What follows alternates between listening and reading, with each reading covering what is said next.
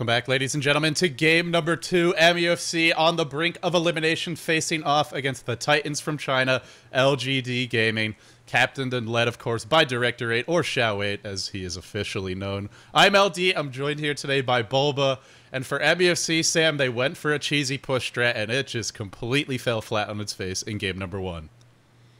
Yeah, I mean, with the early Syllabear pick on LGD, they couldn't really rely on it, and they actually first picked Syllabear. So this hero is really important between both these teams. They don't want they don't want each other to get it, and they both value it highly. Yeah, it's something HY plays a lot of as well. So, well, we're not going to see it for MUFC. And what do you do to respond to this Lone Druid? How do you try and deal with him?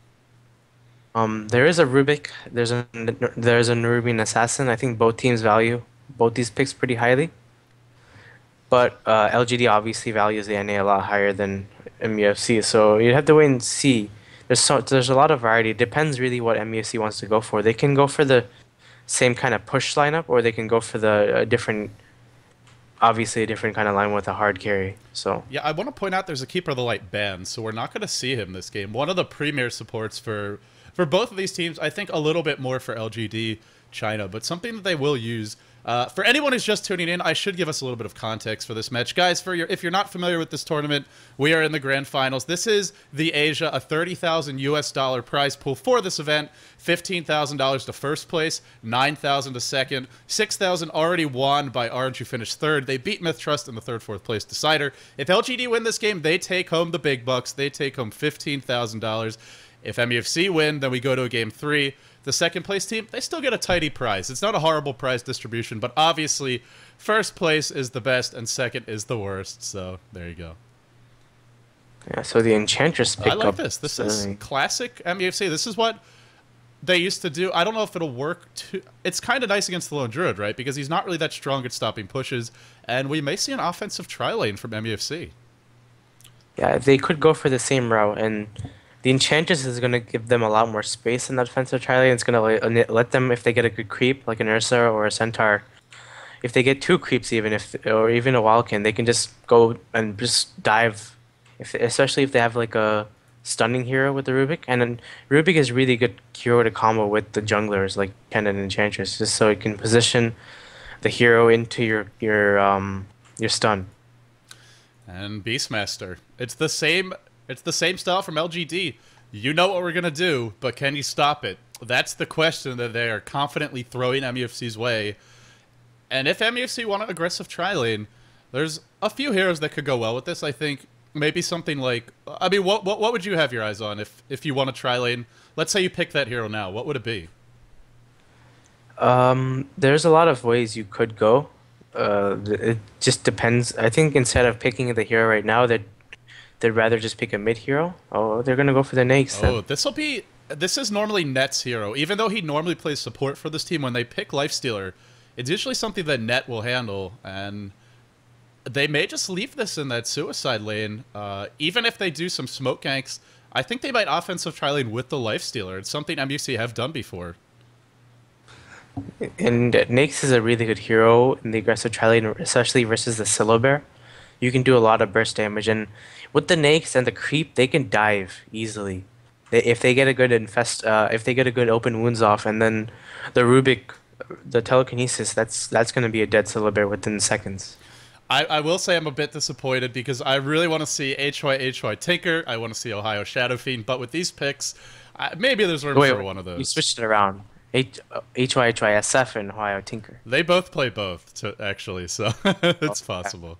I don't know. I just picked the signature one. I know HYSF is like really, really popular. It is pretty damn good.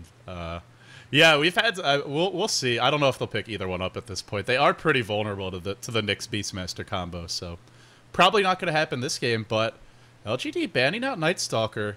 It seems like they just want to kind of get rid of those really aggressive heroes who can force the early fights before they get their core levels up. You know, that Nyx Assassin to level 7, the Beastmaster getting at least the axes and the roar. The axes maxed out, and then getting the roar. And banning a hero like Night Stalker and Undying, who actually slipped through, is one way to try and do that. I think they're gonna. It's surprising. There was no Undying pick by both teams, so I don't know if that was actually banned the last game as well. I mean, we've seen it doesn't generally work unless you dominate the lane early. It's kind of useless against lone druid Yeah, later on. the thing about this is both their tri-lanes, the Undying really wouldn't do much. Because if LGD picked Undying, that would be an Undying, Celebear, and a tri-lane. And Which sounds pretty MUFC already damn weak. has their tri-lane, so I think why they banned the Nakes is there was a possibility of maybe even sending the Nakes mid versus the Beastmaster Right. and free farming there, and then just having an Undying top with like Rubik Undying and then Enchantress. So Yeah, that would be scary. There's not much synergy between the Nyx Lone Druid Undying, like you were pointing out. So we wouldn't see it from LGD, but also, like you mentioned, that's something they want to deal with. And what would make it worse is Lifestealer is a really tough kill for Beastmaster. He can push the lane, but they're both going to farm, and it's not something that Beastmaster can easily shut down or even look to kill by himself. So a smart ban. yeah, and Beastmaster's a really good hero versus Snakes though in the later phase. So that's something MUFC has to keep in mind. If you just roar him during the rage, and when his rage is down, he just gets taken down really fast. So. Well, the ban's underway again. Prophet banned out. He's always a great ally whenever you want an aggressive tri-lane, and it will be very surprising if MUFC don't, because if you don't, wouldn't you rather just go for the Chen? The Enchantress probably not going to offer you as much after that early laning stage, and I don't even know if we'll see anyone from LGD in the bottom lane. We may just see it entirely, or the bottom lane, I mean the top lane, because they're on the Radiant. We may just see them abandon it. The problem right now is I'm surprised MUFC didn't ban the Shadow Demon. Shadow Demon is a really good hero to play defensive in these tri-lanes. Whoever they open wounds is just going to get disrupted. So if they go into Syllabear and the Nakes and the Rubik and the Enchantress, the Shadow Demon is just going to walk up and disrupt him. And it's going to make him pretty easy. Like, it's going to be hard to kill anyone with the Shadow Demon. They're all single target. Lifestealer, Rubik, Enchantress. You can only lift one here. You can only auto attack one if you're Lifestealer. You can only open wounds one. You can only impetus one. They don't have much AoE. There's your AoE. And I wonder who's going to be playing this. Is this going to be a safe lane Queen of Pain? Is it going solo mid? Ohio and HYHY, I think both of these players certainly could handle it. Maybe even something Sharky would play, but we'll see. I think it's going to be most likely an Ohio Queen of Pain. It's going to go mid. Yeah, that's what I would think too. And Queen of Pain is a really good hero to solo mid versus a Beastmaster. Queen of Pain's going to free farm. They really need something stronger versus that Beastmaster. Like, you got to have a hero that can shut him down, because Shao 8 is going to be greedy, rush that eco bottle, and then just constantly push the lane. And I think Queen of Pain is one of the few heroes that can at least have a stab at it. It's still hard to harass Beastmaster down, even if you're Queen of Pain. Yeah, but the Shadow Strike harass is really annoying to farm. The thing about Beastmaster is it isn't really a hero that needs farm, and he just needs levels mid. And as soon as he gets his level 6, I can't wait to see how Zhao Wei goes around and moves. Yeah. And a winner for Yao, so... If you want to talk about just map movements, I think you could first-person perspective pretty much every game I've seen Shao Wei play over the past couple of months, or at least over the past month, and it would be an absolute clinic. Invoker as the last pick for MUFC. Whoa. So, that would be an Ohio Invoker, I think? I guess. This is. I don't know. It's an odd pick given the amount of burst. I think he's gonna go for the Sunstrike, possibly. So he's gonna go for an Exort. So he'll be a safe lane Invoker, probably with the Exort build, just to try and help that tri-lane, you think? Yeah, possibly, but he could just go for the normal Quaswex. The thing about Quaswex Invoker is he's not gonna stop this Beastmaster from farming mid at all. I mean, he has no HP. I mean, he has no damage at all. And this Beastmaster with a stout shield, and I mean not a stout shield, with just the high base armor, he's gonna be able to tank as many cold snaps as possible. Well, and Invoker has no rune control, so he's not gonna be able to move around or anything. Well, we'll see. Ohio is looking to go Quaswex, so we think offensive tri-lane. Normally, Exort Invoker is gonna add a lot more punch to that tri-lane, but is going what looks to be the Quaswex build. Anyway, let's introduce the players. MUFC, we have Net on that support Rubik. They are headed directly down to the bottom lane. All 5 of MUFC pretty tightly together. LGD going there as well. Ohio on the Invoker with the early Blades of Attack. HYHY playing the Lifestealer. Normally something the Net would play, but with the stand-in, I guess switching up the roles a little bit. Sharky on the Queen of Pain. And last but not least, we have Lane on the Enchantress. Over on the other side, as the clash might commence any moment now, it's Shao 8 on the Beastmaster, Sylar on the Lone Druid, Yao on the Windrunner, looking to be an off-lane Windrunner. DDC on the Nyx Assassin, and DD on that Shadow Demon. And this is a really scary level 1 lineup from LGD because they have Impale, they have Disruption. It's not the best level 1, but it's enough to drive MUFC back. They also got there really early. Enchantress, no Lifestealer, not here, so they're going to do a whole lot in these 5v5 skirmishes. So they defend their jungle, and that's going to make, if they go offensive tri-lane, a little bit trickier. Yeah, and that's going to be a Queen of Pain top. Thank God, because if you send Invoker top to solo a Windrunner, that Windrunner is going to farm a lot. Because Windrunner's just base damage is a lot higher than Invoker's right now, and the animation is better. By the way, this is like demonic Queen of Pain or something. Take a look at all the tar on her face. Wow, that's a little unusual. They're trading blows, but Windrunner has some pretty good base damage of her own, and Sharky, who's gonna man down here? The power shot comes in and hits Sharky. Call it a victory for Yao with the haste. Maybe could have even thought about chasing that, but wanted to play it safe. Meanwhile, bottom lane, oh man, there's the first blood. They traded some serious blows, but it is DDC who falls. That offensive tri-lane wastes no time in getting underway, and it goes to, of all heroes, HY, so he's gonna be very happy about that. Yeah, that was big. I didn't actually expect that as well. I was watching the guys trade hits, but it was pretty easy at level 1 to kill the NA. NA can't really stop them from killing him with the open wounds and then the telekinesis. Yeah, and they did get some wards down in the lane. They also have a sentry ward near the pull camp, and it's going to be really hard to pull when you're up against Enchantress. It's also rather dangerous to do so. We can see Lane is doing that high ground to low ground jungling. And one other nice thing about this Enchantress is they can pressure Xiaowei mid, and normally he just has no pressure in the lane, and it looks like that's what Lane wants to maybe do. The Lifestealer is an off-lane carry. He's really hard to kill with Rage, and so they can not necessarily leave him alone, but they can give a little room to Sylar if they want to put pressure on mid. We'll see what Lane wants to do, but he has his options with both of these lanes. Yeah, and like you said, this Beastmaster has to obviously just play passive. As you say that, he's living at the enemy tower, apparently not concerned. No, when supports are missing. Right. The thing is, they don't have a smoke right now. So even if they do, a Beastmaster with this high armor and the inner beast is just going to be able to constantly keep the lane pushed and get every rune. So they're going to have to stop him from getting bottom. Just let him bottle. Okay, he's going to bottle core regardless, but don't give him the runes, because that just gives him so much space in the mid lane. Yeah, that is a DD bottom, so a small little victory for MUFC. They will pick that up. You'll see that LGD has actually sentry warded their own camps, just trying to limit the damage that Link can do in this jungle. But he still has an Ursa Warrior. He's got some skeletons and an army of minions descending on this bottom lane. Lone Druid just sitting back kind of for the moment. And Net thinking about an opening, but oh, DDC's a little bit blocked in there, running in and out. He's purely level 1. And something that Nyx Assassin does need is levels, and they're going to be hard to come by in this lane. And this is basically deja vu for me, because when you aggressive tri-lane like this, you need to win your safe lane. And Sharky is getting completely dominated by Yao right now. This is an understatement. Looking at the CS, this is a domination. This is a lane that safe lane Queen of Pain normally wins this matchup as well. Yeah, but Yao is Yao, and is obviously known for one of the best invokers during TI2 and one of the best solo players. So his solo mid translation into the off lane, he's soloing the Queen of Pain.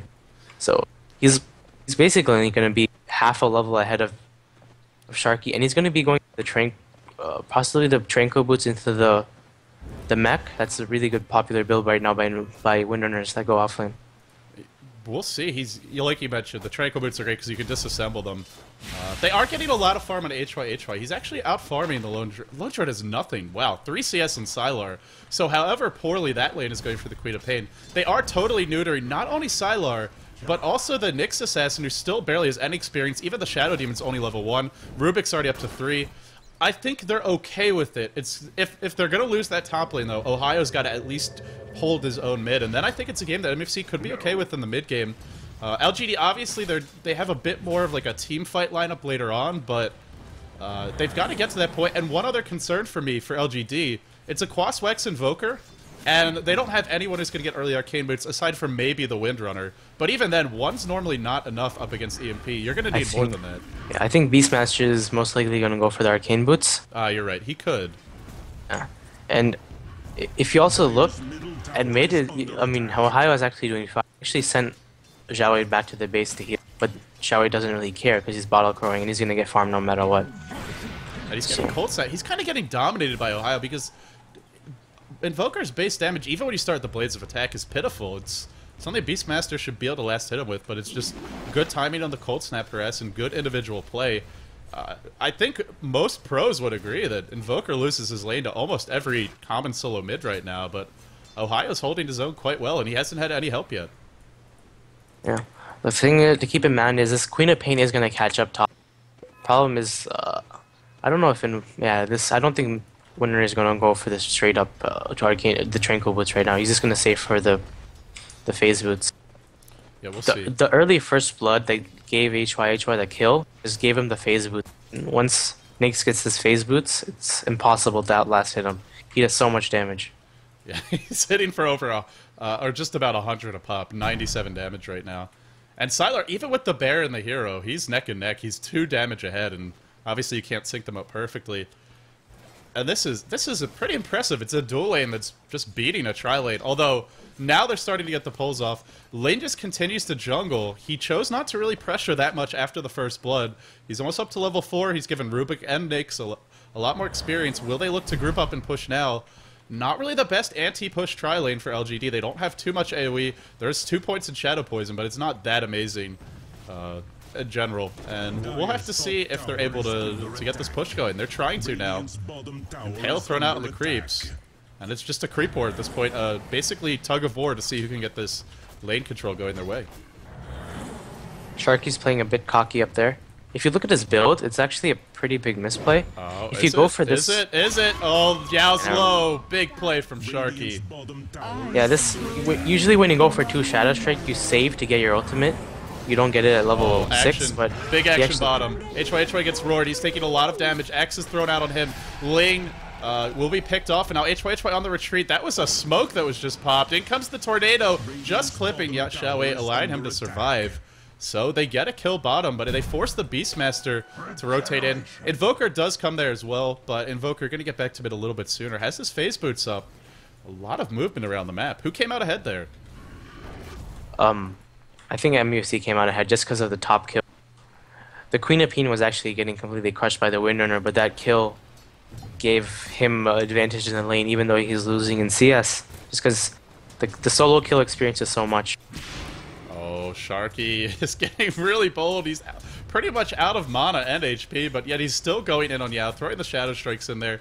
If he gets shackled, that should be time to kill him. Meanwhile, bottom lane, HY dives the Lone Druid, picks him off. Sylar is really being shut down. 16-2. He did start to get some CS when the pulls happened, but a death for him. If we actually take a look at net worth, our first check of the game, Lifesteal is doubling his net worth, and this is going to be, I think, a problem point for LGD. This is a safe lane Lone Druid. It's not a hero just thrown into the suicide lane as a secondary carry. It's their one position hero. The Windrunner's doing well. The Beastmaster's doing okay, but this Lone Druid is not really doing anything right now. Yeah, that's the problem if you put this really strong lane just versus him. And Nyx is going to get so farmed. For what he's gonna go for the armlet next with the phase boots. He's already got the Helm of Iron Will up, which is actually a great item just for the cost. They will catch out Nyx Assassin. They throw him back in. He doesn't have Spike Carapace yet. Not that I think it would matter at all. The disruption will be here. Doesn't disrupt DDC. Salves up, but it gets canceled by the creep. And the last auto attack for that pesky Dark Troll Warlord. Oh no, it was the Rubik's auto attack that secured the kill. In comes the Lifestealer. He gets roared right as he opened wounds, but he still has rage if he needs it. He's being healed by Enchantress. Power Shot comes in. Net is low. What a TP by Yao. It looks like he may secure a couple kills for his team. He does get Cold Snap though. This fight all over the place. Now the bear giving chase. The heal is down. Lane is dead. Lane will fall. 5 heroes here, and where the hell was the Queen of Pain? She was just top. I think she may have just TP'd to the lane because she was low before. Boy, imagine if the Queen of Pain had been there. That fight would have gone completely differently. That was a pretty sick. But Queen of Pain did get low from using his mana. But the thing about Queen of Pain is in this state, she's gonna get free farm, and if she can do a lot with the that she's getting, she can later on she can TP. And since this Bulba is such a low level, she can burst him down really easily. He's gonna have his ultimate soon. Yeah, but even but like you were saying, she can burst him out. I think even once he gets the ult, if the lifestealer's there or any sort of backup, they can probably still kill him. But because by the time he gets his ult, Queen of Pain is going to be close to her level 2 ult, and so it's a trade that I suppose they had to make at that point. I'm pretty sure the Queen of Pain TP'd up there after healing at base, and middle lane they look to try and pressure Ohio. Ohio's also getting a decent amount of farm. Staff of Wizardry up on him. The two highest farmers are both on the side of MUFC. They're going to go in mid on DDC. He's cold snap. HY doesn't care. Mauls away. Now DDC running into Impale. He's dropping low. Invoker should be able to finish the job. Staying close, getting those auto attacks, trying to go in the fog. Not going to happen, they say. And HY getting active around the map. MUFC showing a lot more movement than we saw last game. And last game it was all about LGD's movement, specifically the Beastmaster. And this game it's been much more about the Enchantress. They're going on bottom. And now the Let's see if he gets a root. Oh, no root. Wow. By himself, the Rubik is living against that. Yeah. Normally that's Shawai's support gonna Rubik. roar Ohio. Okay, really nice kill there by Shawai. It's actually a really important kill because you want to delay Invoker's force staff as much as possible. Enchantress dies right at the tower. The tornado almost burns down Yao, but he runs away to safety. Really living life on the edge for quite a few heroes. HY has a double damager, and what can he make happen with this? DD has spotted him out. The Radiant do have an Observer Ward here, so no surprises when he walks up that hill. Still aggressive wards bottom. One thing I will say is LGD are holding onto their towers. They've had some difficult fights. They're still being out-farmed a little bit. It's starting to equalize, but they've held onto the towers, and that's pretty important for them. I also love HY's kind of build. You used to see a lot of Naxes just go for the treads, but the problem with treads compared to phases, you lose your mobility. With the phase boots build, you move so fast, and you get a rage gives you a lot of attack speed. Like what level 4 rage gives you close to basically a hyperstone. So with that rage and then the phase boots, you have such high mobility and you have enormous damage with the feast and the rage. So I love the build, and he's gonna have his armlet really soon.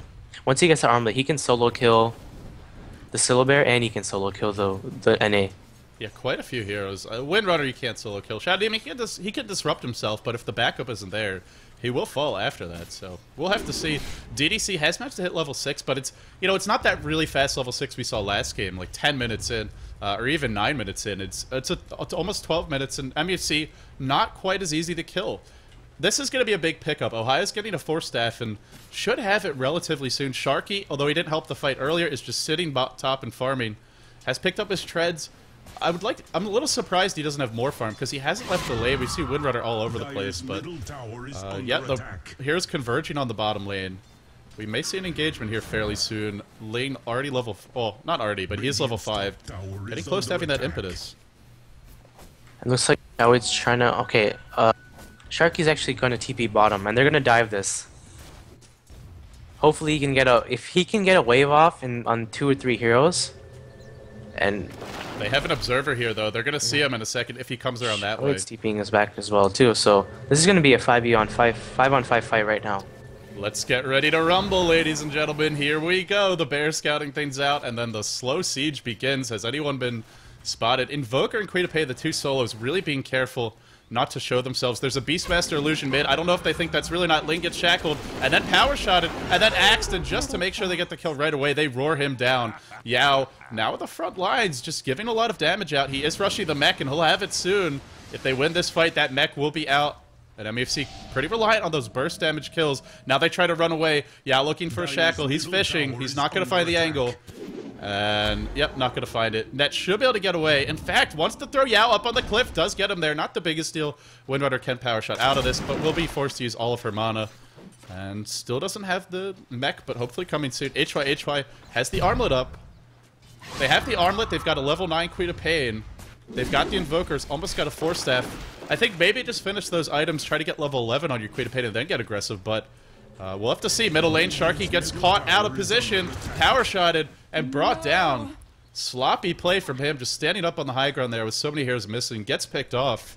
Yeah. NA level 6 is going to be big. If you look at Enchantress, look at her HP and her level. She is basically only 650 HP, and she's only level 5. The thing about Enchantress is she needs that level 6 before she's going to be doing a lot of damage. The Shadow Demon is under level 2, but what Shadow Demon did is she gave all her experience to the NA in the polls, most of the experience to the NA in the polls. So the early level 6 NA is doing a lot. It's just going to be annoying to play versus. It just makes your supports buy sentries. Yeah, and Lifesteal's got a lot of farm, but he's generally a hero that excels at getting that quick armlet up and then starting to find kills. And he's had the armlet, but he's not killing anything. And the longer this goes, Lone Druid, despite a horrendous start, I mean, he was at one point Lifesteal had like 15 CS. Lone Druid had, I want to say, 1 or 2, if that. He might have even had 0 at one point, and he hasn't caught up by any means. But the longer this goes, once that root, once he gets some items on the bear really starts to hurt, and the root can ruin a hero like Lifesteal, as well as the Queen of Pain. Force Staff should be out on Ohio momentarily. Sharky returns to the top lane, having unsuccessfully gotten picked off mid, and LGD, they're starting to stabilize now. They're getting... Wow, look at that cheeky play. D-warding with the Hawk, the Boar, and the Sentry Ward in the river. Such cute little Beastmaster tactics from Xiao 8. Yep. They might be trying to go on Yao now. HY does have his armlet, like you said, and Invoker has his Force Staff, so that's going to be 2 of the core items they have on their one hero and their 2 hero. They're really hoping someone shows up top as well. There's a Queen of Pain in the lane, and Chantra's kind of parked behind him, but Nyx is staying way back. The problem is Sharky is really underfarmed. He should be. Yeah, he has no like really important item right now. And remember, I mean, Winner has a mech. There was that big fight bottom, and he was just farming. Oh, here we go. Sharky gets caught out. He's roared. Will they be able to bring him down? The tornado is here. Ohio looking to Superman this one and save the day. Lane diving the tower. Miscommunication perhaps, but it's because HY is coming in. So nobody dies. The roar is down, and now MUFC look to push. But the counter push on the bottom lane from LGD. And look at Siler's farm. I mean, 5 minutes ago he had no items, and now he's already up to 2.7k. So even though it's going to be a slow radiance onto his regard, but he's going to get it in time. And the late game Syllabear is really hard to deal with on an eggs. The root is just annoying to play with. And such a good disruptor by DD. Oh, HY charging in. He did disrupt already, and there's no Demonic Purge. Should be an easy kill. They claim it simultaneously. Top lane, Queen of Pain ult will land, but gets stunned by the Carapace. Now now Ling getting stunned, and the TP out attempted Yao. No mana. Does have the cooldown, and now giving chase to Rubik. Yao will... Oh, wow. He just gave up on the 1 kill, but he's going to find the other. What great play from Yao, recognizing that he couldn't wait the extra second for the Wand to cooldown. Going to go on Net, and should be able to kill him. Net will fall. Yao on a killing spree. Wow, Yao is pretty much neck and neck with that Queen of Pain. He's been more active around the map. He dominated the lane early, and he's still keeping the pace now. Sick to play there by Yao. And really nice Hawk micro there by Xiao. He was giving him vision so he could actually shackle there. Without the Hawk, he wouldn't have vision to kill the Rubik. It's a hero Hawk, man. Yeah. So, Chua is going to be farming the jungle for a bit. I wonder what item he's going to go for next. I think in this case, most likely Deso. He needs the burst damage to kill the Syllabear. Problem is Siler is just going to farm. I mean, there's no way you can exponentially just stop the Syllabear from farming. And I wish they do try and smoke gank bottom more. Yeah, but they're not, so... Siler's going to have that relic really soon. It's not even... It's late, but it's not incredibly late. At the rate he's going, maybe a 22-minute radiance, and that's something that can definitely keep up with the Lifestealer. As far as levels go, Lifestealer's also a little bit under-leveled. He's only got 1 point in open wounds. Lifestealer, a fairly level-dependent carry, not incredibly so, but you really want to get all those abilities maxed out. Now they're going to push mid. This will be their second tower of the game. And LGD have held on for a long time. They do manage to Cyclone up the bear, not the bear, the Beastmaster, but he will be disrupted and now comes out with the roar. HY taking a lot of damage, shackled as well to the Enchantress, driven back and then brought down. Xiao 8 wands up, manages to survive the imp splashing through. Queen of Pain blinking forward, but into the Spike Carapace stun. Now maybe into a shackle, which Yao does have, but he is thrown up in the air. The Cold Snap is here. The negative Urn Charge taking him down, but then again, the wand keeping him safe. How does Yao always live? This guy is a Houdini. Okay, sick disruptor by Shadow Demon. That's the problem playing with Nyx. Playing Nyx versus, like, you're just gonna... No matter who you're going to go on, they're going to disrupt you. So you have to go on the Shadow Demon. They have to kill the Shadow Demon before the fight starts. Somehow they have to find him in the back. And I was wondering if maybe Ohio would go for a Sunstrike there, but it's only level 1, wouldn't have been able to get the kill. And as soon as LGD hold that fight, they get the tier 1 mid back. MUFC, one of the things you really look for with that offensive tri-lane is not only to shut down the enemy carry, but to get that early tower. And they only got the 1 tower top, and that was just Queen of Pain pushing it. The offensive tri-lane didn't even get the tier 1 bottom, and that's given Sharky a lot of space to farm. He rotates top now, he's got the relic. Radiant's coming even sooner than I thought, around that 20-minute mark, and that's the other thing, is LGD have been fighting 4v5. They always do with Sylar at this point in the game, and they're still holding their own. The problem, what happened last fight is they're gonna go on mid. Sharky's gonna die. Oh, could have maybe gotten the 2-hero pale, but they just want to secure this kill on Sharky. Will they be able to? Oh, yes, they will. Shackle onto. Yao is playing sensational Dota right now. Ohio, oh, he does miss the power shot. Yao apparently is not perfect, but he's playing damn close. Some miscommunication here from LGD, very rare to see, but they're still finding kills. I think Ling should fall here. One more power shot could do the trick. It will hit. There you go. Just manages to be picked off by the tail end, by that Shadow Demon. A few miscues there, but LGD just having 5 heroes there, and those shackles from Yao, man, they are definitely turning this game. That was a really nice force staff there by Ohio, but unfortunately the winner came behind a shackle. And winner is going to have his force staff soon, so that's going to be a force staff and a mech winner. So he's going to be really farmed. Look at that gold graph. That is terrifying. Honestly, just a straight upward slope nearly. Experience even scarier. And LGD, they have the Radiance just about to come out. Shao 8 going for... Oh no, they're going for Net again. Net will fall. They never really left mid. It was a trick. It was meant to sow some confusion. The ice wall thrown out by Ohio. In comes HY. They want this pesky Nyx Assassin. Will he be disrupted? He will. And now the Purge, and HY just has to watch. Ohio says, I'll finish the job. HY infests, and then immediately pops out, leaving Ohio on an island. Backstab attempted from the Queen of Pain. Roar has been saved for her. Now unloaded. Sylar mauling. There's your shackle. Everybody dying. MUFC just getting completely outmaneuvered in these fights. LGD playing sensationally, overwhelming the opposition, and now looking for yet another kill. Here comes the disruption. It's gonna set up a killing power shot. Double kill from Yao. Wow, he is playing like a champion right now. And this is why you have to ban Shadow Demon when you pick Nyx like this. The disrupts are just screwing over. And the Purge on top of the Roared Nyx, or the on the Rage Nyx, is just so much damage. And Sylar comes in with the Radiance. He's already up to 1.5k. They're gonna get this top tower. And as soon as they get this top tower, they're gonna have complete map control over the jungle, which they already obviously do. And once again, they have that combo with the Beastmaster and the Nyx, which makes it so easy to maintain it. Yeah, the Beastmaster and Nyx is just like going around. The Nyx is just leading up, and the Hawk's giving vision. And this is just totally messing up all of MUFC's heroes. The Enchantress is basically feeding right now. She has no HP. She has no gold or anything. Ohio is going to TP in, but... They're going to fight this. There's the Tornado on 2. They want to focus Sylar, but even if you try and focus someone, you're not focusing the Shadow Demon. Absolute chaos. That was a really nice Queen of Pain ult. Still, HY falls, and now another shackle. This one only a 1, fortunately, but it doesn't seem to matter. Ohio does Ghost Walk away. I don't think they have any detection. The Impale is here. Everybody falling. They ignored DD. He came in with the clutch disruption. It didn't really matter, though. It seems like LGD just have too much farm at this point, and they're not even really that far ahead. Well, actually, all of a sudden they are. I don't even know if they've had a chance to spend all the gold they've accrued over the last 2 minutes yet. Let's actually check that. Have there been any big item pickups beyond the Radiance? Yeah, Force Staff up on the Windrunner. Shao 8 with the point booster, getting close to an Ags, and the Hyperstone on the Bear. So they did spend all of the gold, and it's now a massive, it's a whopping lead. Over the space of 4 minutes, this game is completely flipped on its head.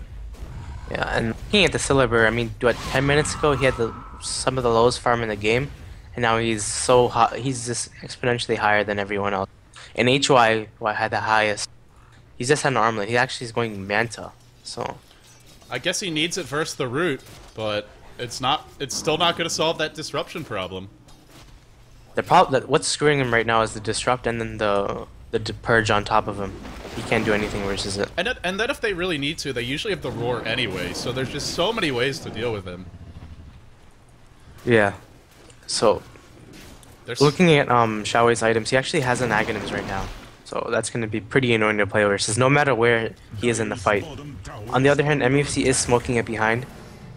It really makes it hard to fight because you can just throw that roar out. It's back in 45 seconds. HY says, screw it. I'm going to man in. And like you said, the backstab is coming. Ohio is here. But another shackle on 2. Yao the magician. Yao the ninja. Just everywhere with these shackles. 2 heroes dead for MUFC. Net likely to fall next. Throwing out the Fade Bolt. The GGs come out. And LGD are the Asia champions. They take home the big prize. $15,000 for them. And boy, oh boy, did they make it look easy.